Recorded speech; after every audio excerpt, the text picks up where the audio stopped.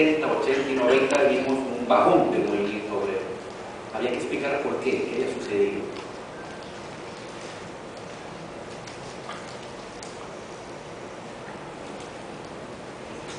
En Bolivia, hace 10, 20 años, se decía que el proletariado había desaparecido. Y como decía André Gors, viejo sociólogo, adiós al proletariado. En Bolivia se decía, ha desaparecido el proletariado y se han vuelto microempresarios, se han vuelto pequeños productores. Desapareció la COP, desaparecieron los mineros y todos se convirtieron en pequeños empresarios. Esa respuesta a mí no me agradaba, no me satisfacía. No era ni lógica ni era políticamente útil desde el punto de vista de un militante revolucionario, comunista, marxista. Entonces el libro lo que hace es resumir dos investigaciones que hice en Bolivia, uno con los mineros, los obreros mineros de las minas de estaño en Bolivia, y la otra investigación que hicimos con los obreros de fábrica. Aquí está el resumen, tenemos una especie de resumen ejecutivo de 2 libros de investigación. Y encontramos otra explicación de lo que había pasado. Utilizamos la categoría de subsunción formal y de subsunción real que está en los textos del viejo Marx, en los Grundrisse y en el Capital también. Me parece que son categorías muy útiles para estudiar la articulación entre lo técnico, lo político, lo simbólico y lo asociativo en la vida social. Utilizamos alguna categoría de Toni Negri cuando no era tan famoso. Casi no se lo conocía a Toni Negri.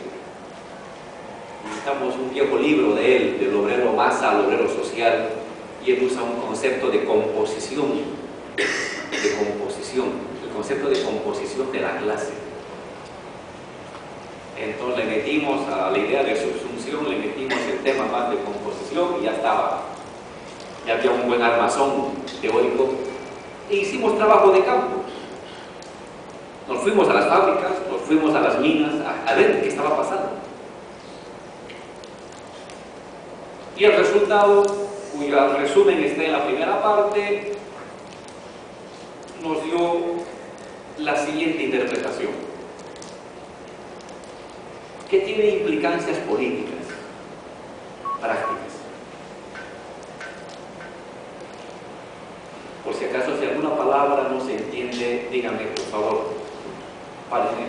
No entiendo esa palabra, porque quisiera que las ideas que quiero expresarlas se pudieran comprender. El resultado fue el siguiente.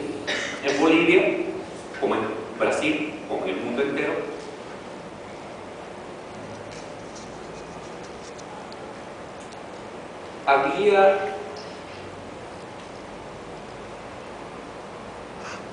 se había expandido el número de asalariados, de personas que venden su fuerza de trabajo para trabajar para alguien. Se había duplicado y hasta triplicado en los últimos 20 años.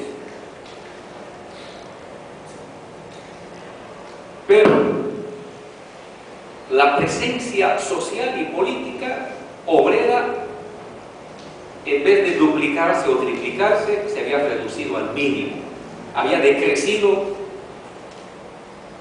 a la 10ª parte. Incremento del número de asalariados, pero decremento de la presencia, la organización, los sindicatos y la fuerza de movilización del mundo obrero. ¿Qué explicaba esa tijera? La composición material, la composición política, la composición simbólica de la clase. ¿Qué es esto? Que los obreros de grandes centros industriales, donde había sindicatos, que vivían en zonas específicas, en ciudadelas obreras, habían desaparecido. Territorialmente, los obreros ya no estaban concentrados en grandes ciudadelas. En el caso de Bolivia, los que conocen Bolivia, vamos a hablar de Bolivia, siglo XX, Cataral, Guatuli, grandes centros mineros, auténticas ciudades obreras, habían desaparecido. Pero había más mineros en las minas, solamente que ya no vivían en grandes ciudadelas, sino que habían sido desterritorializados, dispersos en las ciudades. Primer cambio en la composición técnica de la clase, una dispersión territorial de los asalariados. Segundo cambio, los obreros ya no se concentraban en grandes centros industriales, sino que los grandes centros industriales se fragmentaban. En vez de juntar en una fábrica 10.000, quedaban 1.000, y otros 1.000 allá, y otros 1.000 del otro lado, y otros 1.000 allá, y otros subcontratados, y otros temporales. Una modificación organizativa del trabajo. Ya no se los concentraba en fábricas, sino que se los desconcentraba en pequeños núcleos laborales. Ya no se los juntaba en grandes ciudadelas donde se construía una cultura obrera, sino se los desterritorializaba en ciudades. En tercer lugar, políticas neoliberales, persecución de los sindicatos, castigo a la organización sindical, aplicación de desincentivos al que se sindicalizara en la fábrica. Y en el caso de Bolivia, solo el 9% de los obreros tenían sindicato y el 90% sin sindicato. Cuando hace 40 años atrás el nivel de sindicalización llegaba a un 40 a un 45% de los obreros bolivianos. Hace 5 años solamente el 9% tenía sindicato y el 90% sin sindicato.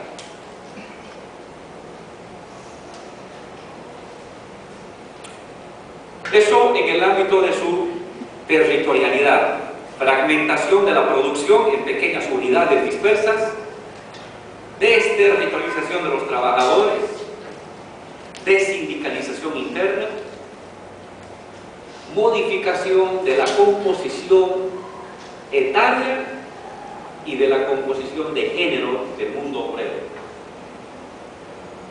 Hoy en Bolivia, a diferencia de lo que era hace 50 años, hay tantas mujeres como varones en el mundo obrero asalariado.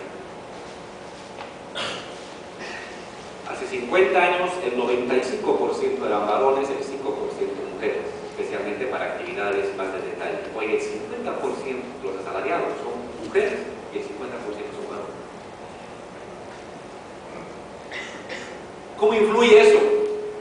Que la forma de organizar los tiempos de las mujeres no son similares a las formas de organizar los tiempos de los varones. El varón es normal cumplir la jornada de trabajo y luego reunirse. Nos vamos a reunir el sindicato después del trabajo en la noche. En las mujeres no es posible. No por naturaleza, sino por responsabilidades familiares, las reuniones nocturnas. No es posible tan fácilmente las mujeres. Es menos incentivo para la asociación. En el mundo obrero, las mujeres obreras, que eran dirigentes, solamente tenían el cargo de vinculación femenina. ¿Y qué era eso? Cocinar para los varones. No sé si era aquí, así en Bolivia. Entonces el mundo sindical para